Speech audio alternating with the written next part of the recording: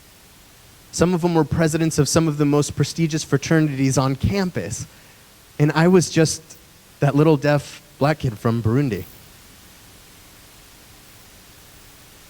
So what I did is I started ASL Club here at San Diego State University. I wanted everybody to have access to my language in this community. And I'm here to tell you, and I'm excited to announce, that this fall they're going to be opening up the program for all students to take American Sign Language here. But I wish my dad could have seen me. I wish he could have seen me sign. So for his sacrifice for me so that I could achieve my goals and be successful, I felt like I have the same responsibility to do the same thing for other people. That it's my turn to start riding for other deaf people, riding a bicycle for other deaf people, so that I can provide that experience to them.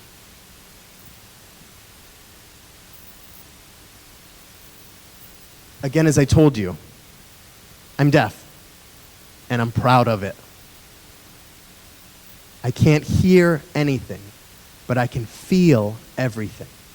In my everyday life, I function as a normal person, not only for me, but I want to be able to teach dance. I enjoy dancing.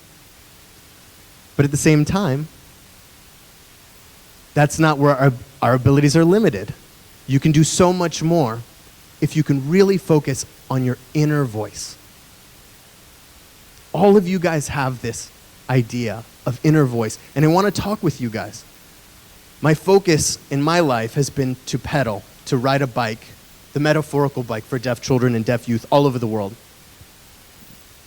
You know, not all deaf kids have a father like mine or a mother like mine who is supportive of their access to education, and I want to do that, but I can't do it alone. So I started a company called IDEAL, International Deaf Education Advocacy and Leadership, because I believe that we should invest more in the abilities of people. Our world and our systems are designed to invest in this idea that people need to be fixed, that we need to fix the things that make us different. I don't understand why we spend $50,000 to fix my tiny little ears. But we can invest even $5,000 for one child to have access to solid education. The world is willing to spend over $50,000 for cochlear implant surgery to make a deaf child become hearing. But some people like us, you know, if we only invest $500 for one deaf youth in Africa to go to school for one full year, it's $500. That's all it takes. Imagine if we spent all that money that we're spending on fixing people's ears and we spent it on education instead.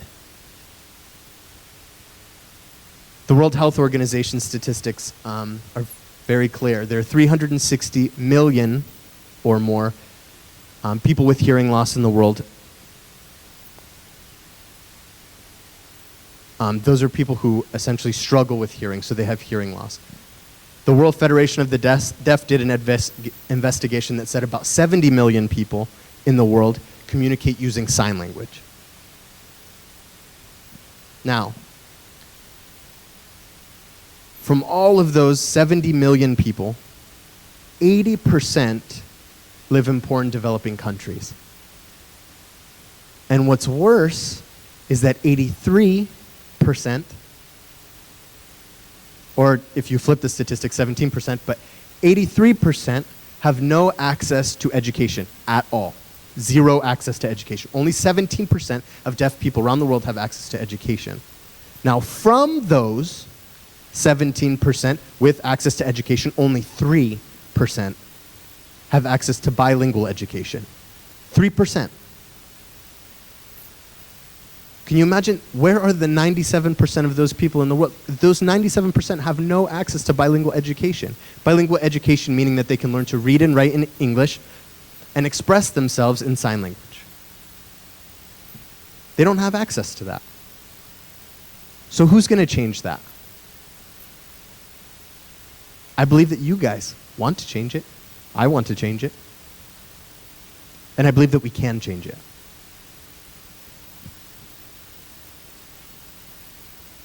Something I want to share with you that's important as well. It's, from my experience, my journey from a hearing person to a deaf person, I believe that all of us on the inside have this notion of inner voice. There's a voice within us that calls us to focus on what's best for us and for other people. Many of you understand that message, but again, if you can just focus. I know that we enjoy seeing, I know we enjoy hearing, and I'm here to tell you that you could become deaf at any time. Any of you could. Any of us could become blind at any time or lose our sight. But we'll continue living. If we lose our inner voice, that's when I believe we lose our sense of life.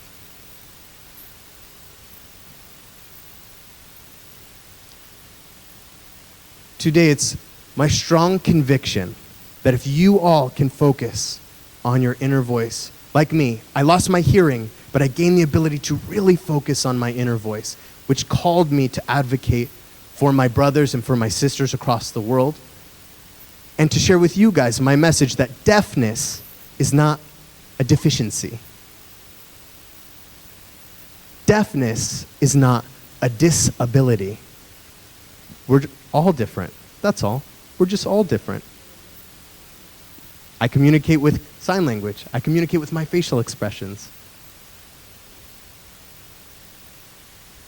I don't hear music perhaps through my ears, but I feel it through my body. It's my conviction that today, you all can focus on your inner voices. And with that, you can shine your competencies, your skills will shine. And I want you to invest those skills into what connects us, not what makes us different. We're all different for a reason. And if we bring all of our skills and all of our talents together, I believe you can help even me, join me in bridging the world one community at a time. Thank you.